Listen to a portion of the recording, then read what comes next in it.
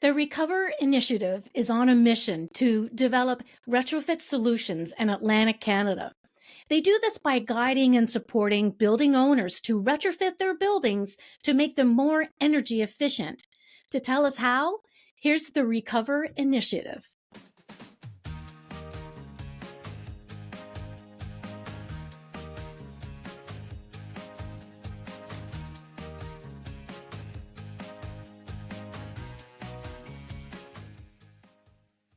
Hi, Lorrie. Welcome to the podcast. Thank you so much, Maria. It's great to be here. Well, it is because I am so curious about the ReCover initiative and how did it start and why? Yeah, so ReCover had a pretty organic start in early, probably even before this, but kind of it coalesced in early 2020. Um, I had and Emma and I, my co-founder, and another person, had been sort of brainstorming ways that we could potentially get some uh, activity going on deep retrofits in our region. And so we had kind of pitched an idea to the province of Nova Scotia through the Department of Resources and Renewables about doing a deep retrofit study on an apartment building in Halifax, looking at the opportunity of panelization. We were very focused on the energy sprung approach to deep retrofits out of the Netherlands, which is kind of a very factual approach where we can do prefabricated in a factory envelope enclosure retrofits and then implement them very quickly in the field. So this would work great for residential buildings where you didn't want to empty out the building. So we did that study. The province supported us, and we finished in early summer of 2020. And in July, we had a webinar. And because it was 2020 summertime, over something in the neighborhood of 150 people across Canada came to our webinar. Wow. And we really, I think we expected much smaller numbers than that. So we had certainly hit a nerve. And we had a lot of conversations with people following that who wanted to engage with us on deep retrofit acceleration. And that kind of, we leveraged that into doing a second study with Toronto Community Housing, which was quite, we learned a lot and was a really great experience. And then a study for Enercan looking at 6 municipal buildings across Canada. And when we did all these studies, which were technical studies, we learned a whole lot about the barriers that are not really technical for deep retrofits. So there are really some social barriers around just not having the labor force, both in the building industry and in construction and the trades to implement retrofits at scale. And the big one is money. So these projects are very expensive. Yeah. The cost of construction since 2019, 66% inflation in construction versus 19% in the rest of our kind of economy. So very hard to do them. So, yeah, it sounds like it. Yeah. So we realized we're working on the technical problem, and the technical problem isn't the biggest barrier. And we decided to set up as a nonprofit focused on relieving all of these barriers. So working on improving the capacity in our, in the building industry and also in the community at large to support building owners to do deep retrofits. That was awesome. So a lot has happened since your launch, and you definitely struck a nerve. There was a need in the industry for this type of help and assistance. So tell us a little bit about what you've been doing since the launch. I know you've got a couple of things up your sleeve you're working on. Yeah. So yeah, in The years are blurring together, but in 2023, we applied for funding through NRCan. It might have been even 2022, but we applied for a program under NRCan's Deep Retrofit Accelerator Initiative and got funded. And so ReCover is funded to develop the retrofit market, sort of to be doing market acceleration in across Atlantic Canada. And so in the fall, last year in the fall of 2024, we rolled out our programs officially we had a launch event in each of the Atlantic provinces. And there's kind of two main projects that we are running with right now, and there will be more, but the first two one is called the Retrofit Roadmap, and the other is the Building Transformation Program.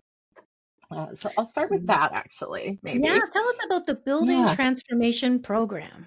So essentially, it is a program where we can spend money and support building owners in removing the barriers that they might be experiencing with doing a deep retrofit to their project.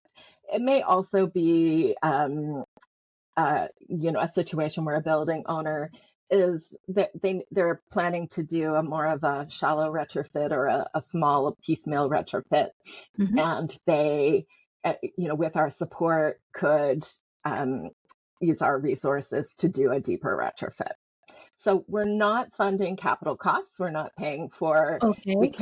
Our program can't cover that. We're trying to figure that side of it out. But right now, that's not what we're covering. Yeah, you can probably help them find it. Yeah.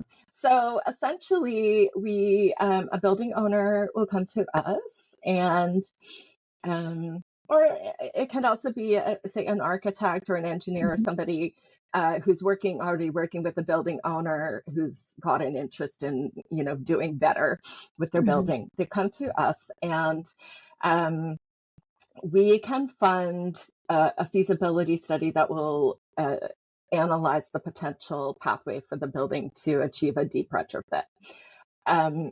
What we mean by deep retrofit is a combination, so a holistic retrofit or renovation to a building. So it's not like standalone measures, like just putting in a heat pump wouldn't be considered, say, a deep retrofit. It really needs to examine the mechanical systems of the building and the building enclosures for a comprehensive approach at saving energy and improving the health and comfort sort of conditions in the building.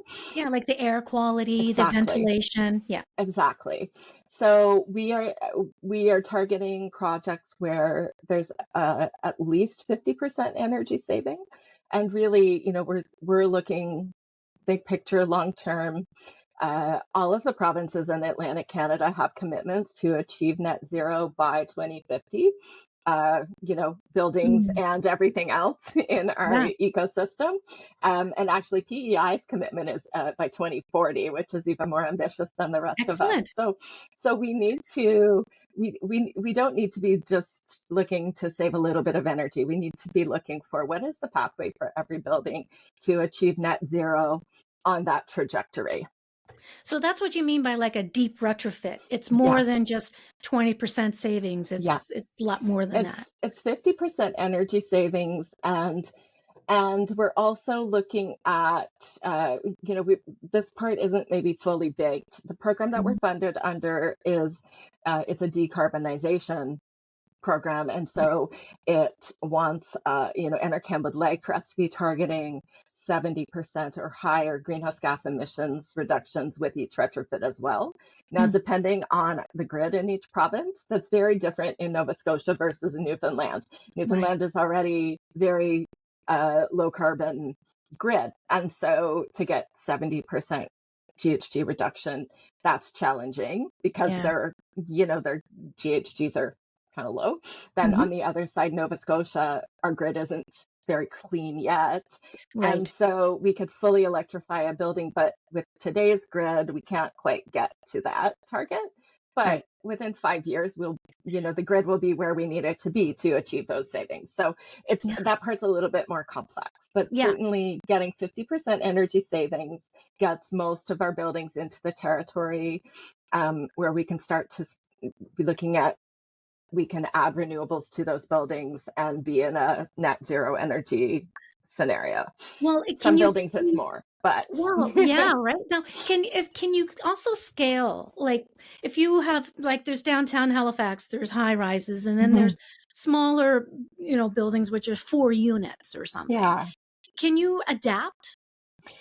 Yeah, the one thing that makes it, or one of it, I mean, it's not the one thing, but the sort of situation that makes all deep retrofits challenging is that every building has this, buildings are complex. They're Mhm. made up of multiple interrelated systems that all impact each other. So every deep retrofit is a custom design solution right now. Mm.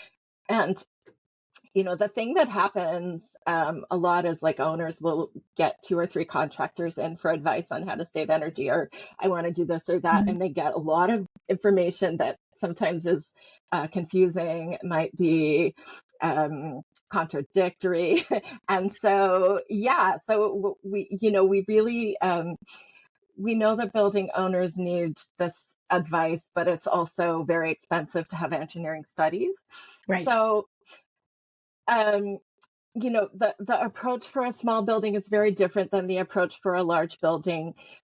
Smaller buildings typically, and we don't want to generalize because we don't have all of the solutions made yet, but often the smaller building needs a much more envelope focused solution compared to a large building where the mechanicals are um, much more impact in their overall energy use.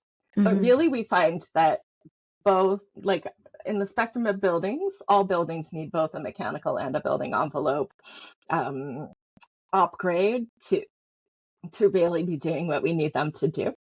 That's we envision that after we've done a considerable number of studies, we'll start to be able to put together some patterns that really are indicative of, like, this is like the recipe for a Right. particular building archetype. So You have like that, a template created. yeah, so that, they won't be perfect, but rather than every building owner needing to work with a fairly specialized team of design consultants to understand what they have to do, Mhm. that we'll be able to just sort of apply the recipes as an approach across different building archetypes. Awesome. Yeah, so that kind of ties into the roadmap. Yeah. Okay. Yeah. So you're working on a roadmap that's Mhm. about to be launched soon, right? Well, Or is it under development? it's under development. So I'll tell you what's going on with that. So the Yeah. retrofit roadmap is a research project. Uh, we're definitely kind of up to our eyeballs in the roadmap, but it'll be a while before it's launched. So the stage that we're at right now is we're gathering data. So phase one of the retrofit roadmap project is essentially collecting energy use data and sort of other pieces of information about all of the buildings in the region. We're capturing data both on commercial, institutional, so the kind of part three buildings, as well as residential, small, single family, part nine buildings. That's Um, huge. it's That's huge. It's a that's lot. lo- Like we're the data collecting stage of this research is intense. Where do you Um, get the data from? Like Nova Scotia um, Power yeah, or exactly. So we're working with the utilities in each of the Atlantic provinces. We're working with actually property valuation services, so we can, tax data. So there's this very complicated combination of sources that we're getting the information from. Um, we have, like the doing that and sort of negotiating for that information.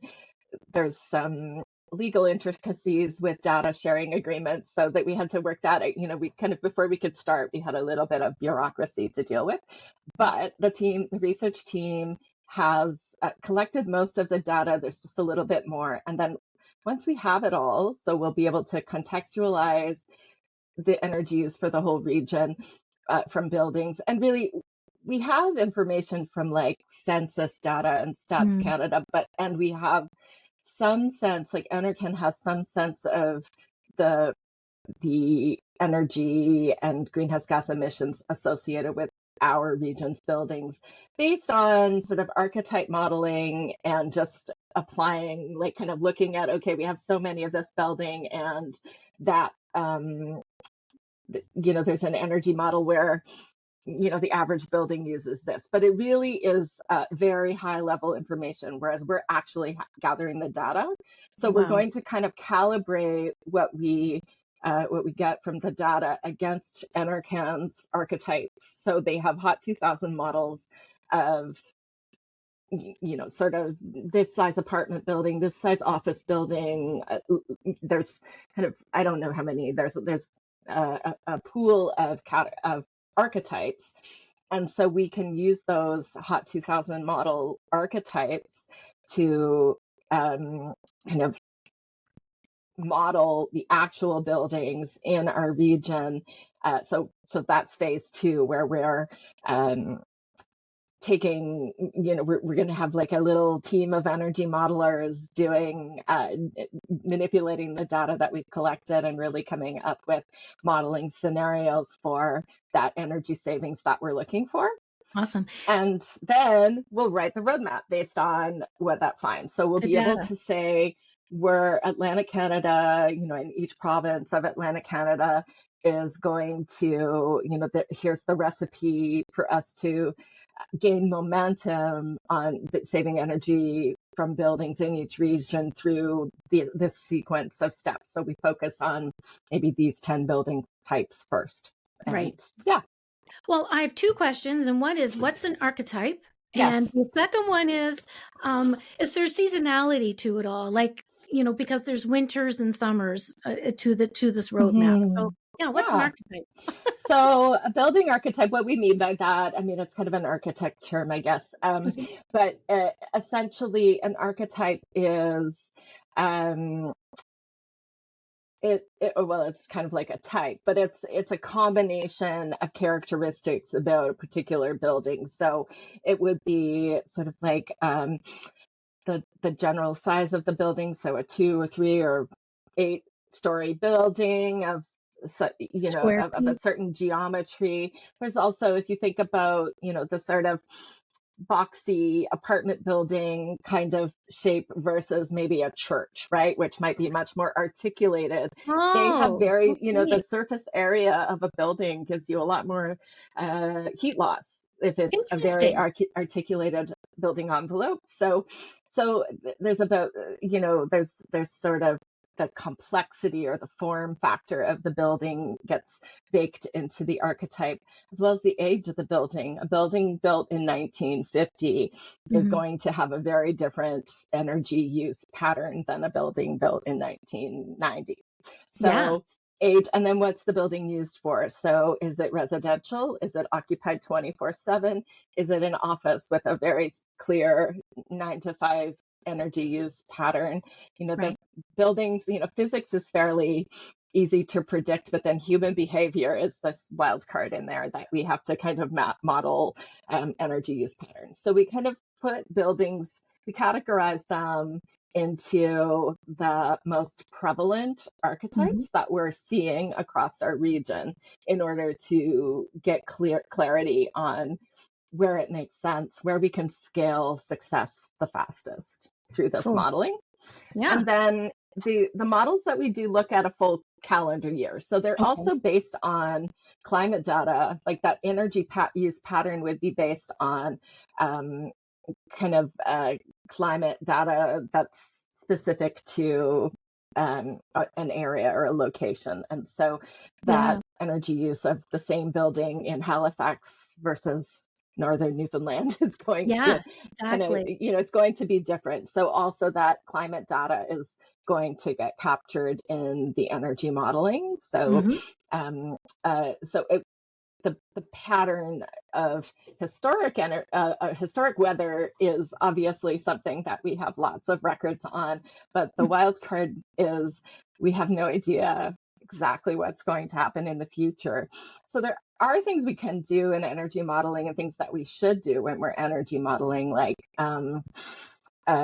we need to consider the the trajectory that is most likely in terms of climate change. We also need to kind of consider what if we start to see warming happening faster than we're currently seeing it, and model those scenarios and do a bit of analysis around what are, where do we think it's going to be? I mean, we can, for this exercise, it's less important maybe than for if you're actually designing a full building based on that climate modeling. But when we're designing buildings, we should be looking at how do we not overheat these people in the future as much as how do we save this energy in the winter time. So yeah. That's interesting. And you mentioned about saving energy. I mean, there's probably energy storage that you're considering as well, like all of those things. Yeah, and the technology is really changing and evolving All the constantly. time.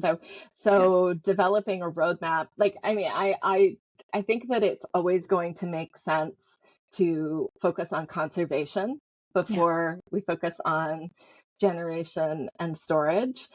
But we need to be making our buildings, as we're making changes to our buildings, we need to consider that as one of the design criteria in any project we should be thinking about.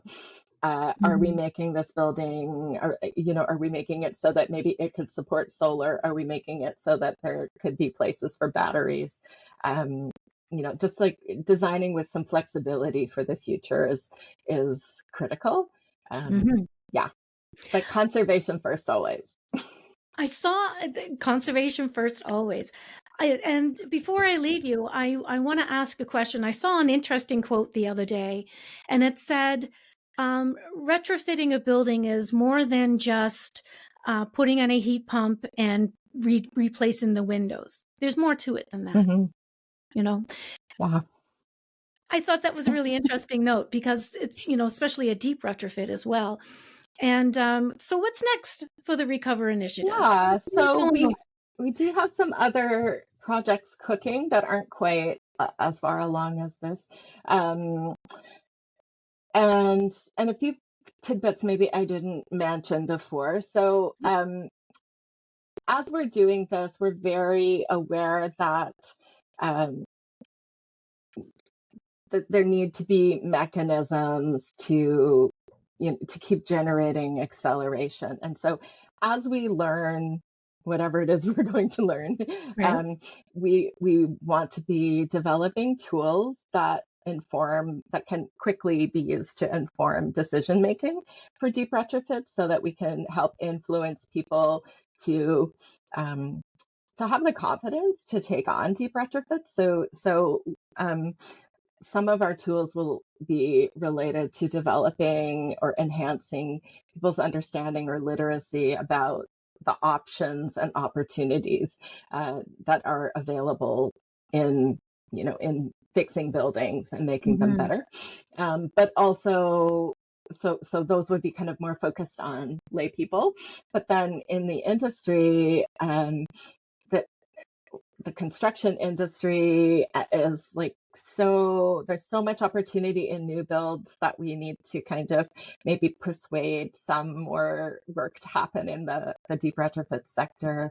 And so if we can develop tools that de-risk deep retrofits, both for kind of design professionals, but also for the labor sector, then maybe we can also make them more interested in doing those projects. Like a new building is always less risky, and that's a problem for the deep retrofit movement. So building tools and figuring out, a sort of ways to